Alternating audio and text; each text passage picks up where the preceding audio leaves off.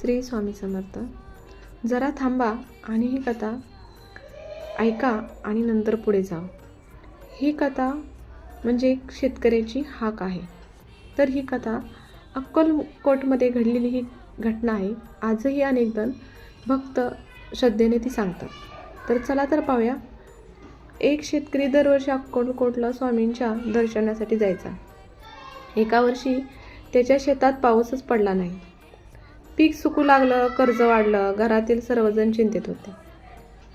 तो अक्कलकोटला गेला आणि स्वामींच्या समाधीसमोर बसून प्रार्थना करू लागला.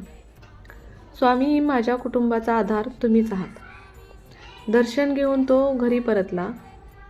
दुसऱ्या दिवशी परिसरात जोरदार पाऊस सुरू झाला. ज्या भागात त्याचं शेत होतं तिथेच पुरेसा पाऊस झाला आणि पीक वाचलं. त्या शेतकऱ्याने आयुष्यभर स्वामींचे नामस्मरण सोडलं नाही.